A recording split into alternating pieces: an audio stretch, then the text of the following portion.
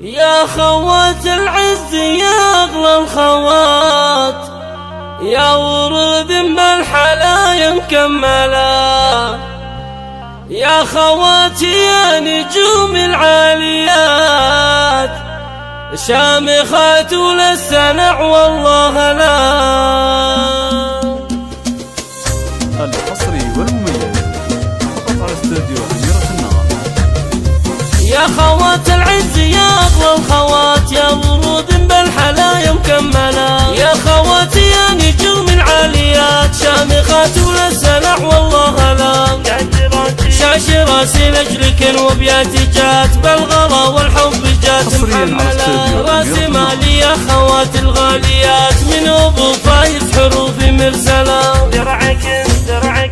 درعكن من دون ميلة الحياة، كل من تفخر بأخوها مجملة، أم طلال الزين يا ضبي الفلات، شامخة والطيب عنك نزهلة، ويا أم سعود الفارقة بأحلى الصفات، شيخة الشيخات بنت الأولى، وإن حكينا عن وصوف المترفات، أم عادل فيها نلقى الأمثلة، أم سلطان بين كل السيدات، سيدة بأعلى الوصوف المذهلة، وأم ماجد كاملة ثقل وثبات، كل تفاصيل المحاسن حاملة،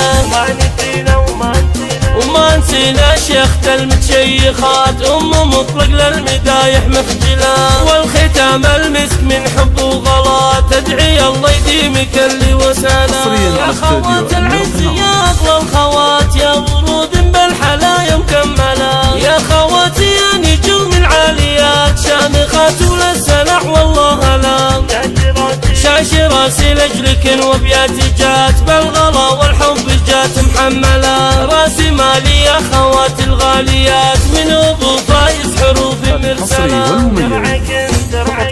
درعكن من دون ميلة الحياة، كل من تفخر بأخوها مجملة، أم طلال الزين يا ضبي الفلات، شامخة والطيب عنك نزهلة، ويا أم سعود الفارقة بأحلى الصفات، شيخة الشيخات وانت الأولى، وإن حكينا عن وصوف المترفات، أم عادل فيها نلقى الأمثلة، أم سلطان بين كل السيدات، سيدة بأعلى الوصوف المذهلة، وأم ماجد كاملة ثقل وثبات، كل تفاصيل المحاسن حاملة،